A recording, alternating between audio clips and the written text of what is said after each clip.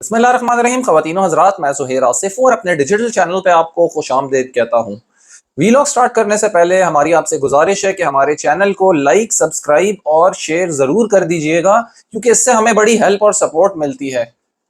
تو ویلاگ کی طرف چلتے ہیں اور سب سے بڑی بریکنگ نیوز آپ کو دیتے ہیں کہ جو عرب کا سب سے بڑا میڈیا آؤٹ لیٹ ہے العربیہ نیوز، اس نے یہ خبر بریک کی ہے کہ ایران اور یو ایس جو ہے وہ جنگ بندی معاہدے کے بالکل قریب پہنچ چکے ہیں اور کسی بھی وقت اس معاہدے کی جو اناؤنسمنٹ ہے وہ ایکسپیکٹڈ ہے۔ اس کے ساتھ ساتھ یہ بھی کلیم کیا جا رہا ہے کہ فیلڈ مارشل عاصم منیر اس معاہدے کو عملی جامہ پہنانے کے لیے ایران روانہ ہونے کو تیار ہیں، اور ان کے ساتھ جو ہے وہ وزیر داخلہ محسن نقوی بھی جائیں گے، کیونکہ محسن نقوی اس تمام سینیریو میں جو ہے وہ پیغام رسانی کا کام کر رہے ہیں۔ ساتھ ساتھ یہ بھی کہا جا رہا ہے کہ یو ایس اور ایران کے درمیان ایک لیٹر آف انٹینٹ سائن ہونے کے امکان ہیں، جس سے فوری طور پر ایک سیز فائر ہو جائے گا، اور اس کے بعد جو ہے وہ چھوٹے موٹے ڈس ایگریمنٹس جو ہیں وہ بات چیت کے ذریعے ریزالو ہوں گے۔ ایک امریکن ویب سائٹ ہے ایکزیوس، جو اسرائیل کے کافی قریب ہے اور پرو اسرائیل نیریٹو رکھتی ہے، اس نے یہ کلیم کیا ہے کہ ٹیوزڈے کو نیتن یاہو اور ڈونلڈ ٹرمپ کے درمیان ایک ٹیلی فونک کنورسیشن ہوئی ہے، اور وہ کنورسیشن تقریباً 1 گھنٹہ تک جاری رہی ہے، جس میں صدر ٹرمپ نے نیتن یاہو اسرائیلی پرائم منسٹر کو یہ بتایا ہے کہ وہ ایک لیٹر آف انٹینٹ ایران کے ساتھ سائن کرنے کا ارادہ رکھتے ہیں، جس میں ایک فوری طور پہ جنگ بندی ہوگی، اور جو چھوٹے موٹے ڈس ایگریمنٹس ہیں وہ اس جنگ بندی کے بعد بات چیت کے ذریعے سیٹل ہوں گے۔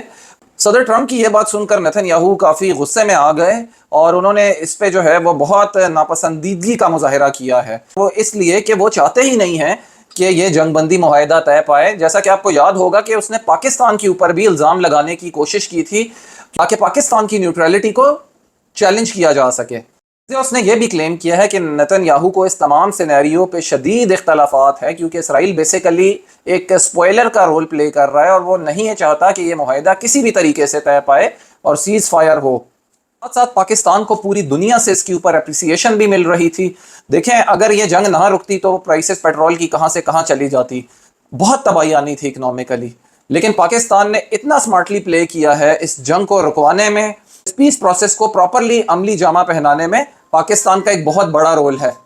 اور اگر یہ لیٹر آف انٹینٹ سائن ہو جاتا ہے تو اس لیٹر کے سائن ہونے کے بعد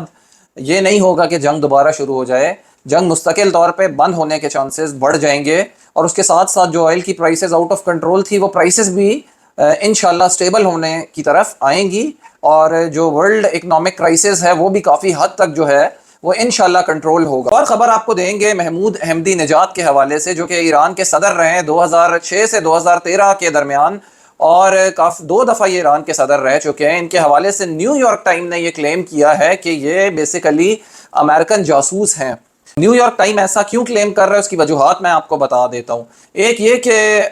کچھ ممالک ہیں جیسا کہ ہنگری ہے، اس کی ایک یونیورسٹی نے ان کو انوائٹ کیا انوائرمنٹ سے ریلیٹڈ کانفرنس اٹینڈ کرنے میں، حالانکہ ان کا انوائرمنٹ سے کوئی تعلق نہیں ہے، دور دور تک یہ نہیں ہے، انہوں نے پریزیڈنشل ڈیوٹیز پرفارم کی ہیں۔ یہ وہ یونیورسٹی ہے بیسیکلی جس نے نیتن یاہو کو ایک اعزازی ڈگری دی تھی، تو ہنگری میں ان کا انوائرمنٹ کانفرنس میں جانا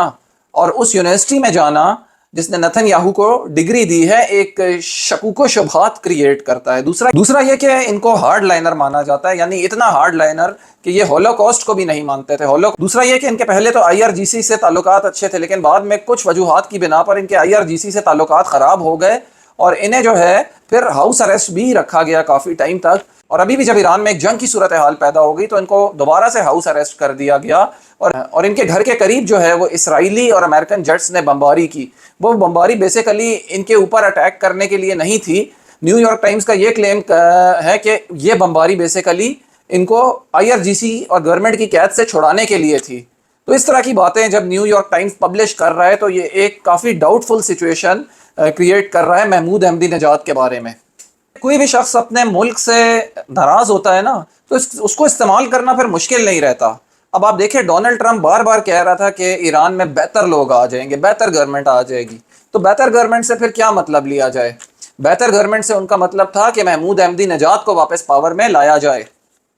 یہ جتنا بھی سینیریو کریٹ ہوا ہے یہ بیسیکلی نیو یارک ٹائمز کی سٹوری ہے، اس کی تصدیق یا تردید نہیں کی جا سکتی، لیکن جب یہ آرٹیکل پبلش ہوا ہے نیو یارک ٹائمز میں تو اس کے پبلش ہونے کے بعد جو محمود احمدی نژاد صاحب ہیں ان کے اوپر ایک بہت سخت ٹائم سٹارٹ ہو جائے گا، اور وہ جو ہے ایک بڑی کڑی جو ہے وہ انویسٹیگیشن کے زمرے میں آ جائیں گے۔